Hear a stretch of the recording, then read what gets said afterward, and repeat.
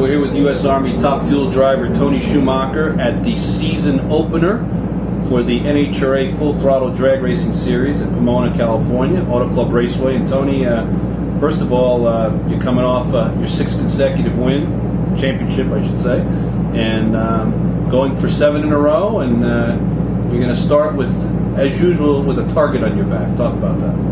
I don't even look at it that way. I mean, we start by coming to Pomona. Well, actually, we started going out to West Palm Beach and testing a brand new race car that we built in-house. Don Schumacher Racing there in Indianapolis, and the guys did a heck of a job building us just an amazing car. We ran the 2 quickest runs in the history of the sport right there testing. So that's where we start. Starting isn't the first race. Starting is the preparation for the first race. So come out here and just be a machine, man. Look only at the runs ahead of us. Look at the guy we're racing. Focus on that. And 23 races later, they're going to tell us if we're the champ. But you got to have you got to know that it's a big moment to prepare for it. We know it, man. We've won 7. We got a lot of people shooting for us. We just stay focused and go after it one round at a time. Now you have to feel a little more comfortable coming into this year, because now you have a team and a crew chief that has a year under their belts. You guys are together. You won a championship, obviously, so it was a successful debut for the new team and the new crew chief. So there's got to be a little more of a comfort zone this year. Well, it is. I think probably more so for them to know that, wait a minute here, when I told them last year, the first race it was possible, they all smiled, but I'm not sure they all thought, you could really do it. They knew they could be in the top 5. I'm not sure they really thought they could go out and win a full throttle championship, and then at the end of the year to be able to pull it off. So now they're going to be in a comfort level. They're also going to have more pressure on them.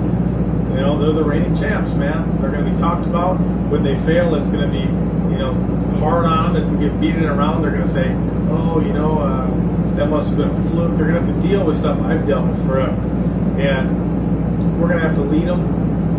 Myself, Mike Green, my father, we're going to have to lead like we're supposed to do. Keep their chins up and go out and just try to dominate and try to win like we've done for so many years and so many races. Now, how critical is it to get off to a good start? You have 2 races in a row to start the season, which we haven't had in the past here in Pomona, and then we go on to Phoenix next weekend. How critical is it to have a good positive start to the season to kind of make sure that last season wasn't a fluke, if you will? Well, I don't think it's going to. Parts break, pieces break, you get beat every now and then. You go out and you get beat, it doesn't set the tone, man. We got an awesome race team. And better than that, amazing race car, great group of guys. We're just going to stay focused. I don't let the guys get down. And I also don't let them get crazily up when we win the races, too. We stay focused, man. You have to be a gracious loser to be able to be a gracious winner. Unfortunately, people that say, oh, a good loser is a loser, they just don't get it. You have to be able to understand that on Sunday, you go out and you give it everything. You leave nothing on the table, and that makes you a winner right there. That's what we have, a great group of guys, but I think we're going to go out and win a lot of races. Obviously, we like to start out, just beat them down right now, beat the other teams down, let them know that we are here to lead, no doubt. Why we won a championship last year, and that's what we prepare for, that's what we test for. But, I watch guys get beat, and I watch them break down and lose a bunch of races because of a first race. I don't let that happen. We just do our best.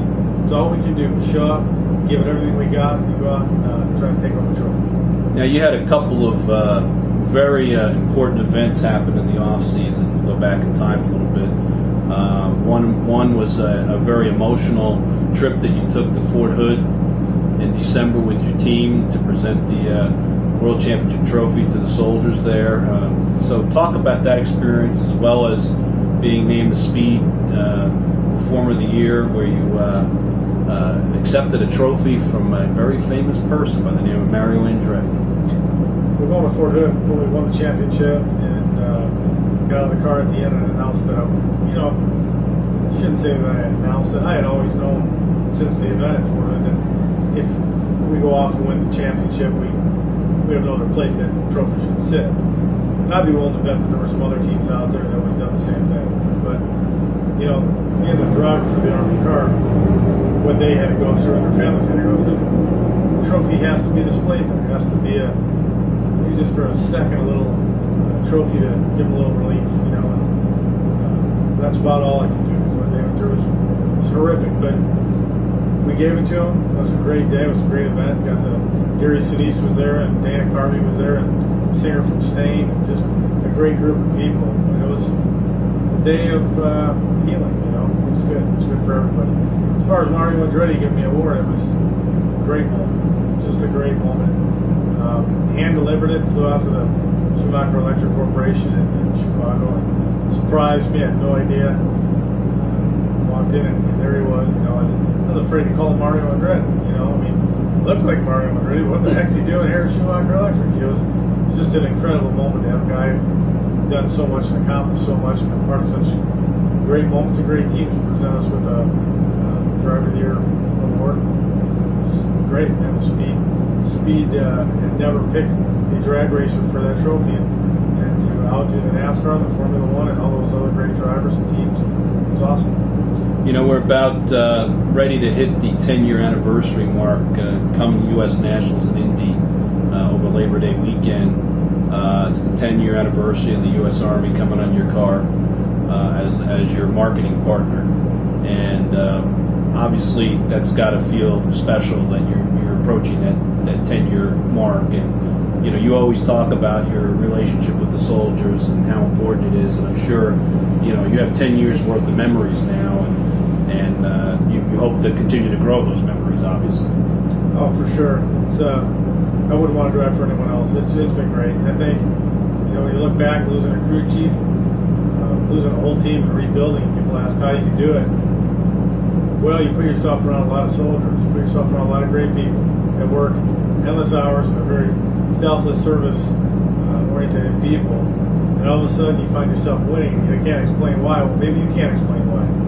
You know, maybe it's about those people. Maybe it's just greatness all around you, and it leaks off into our racing.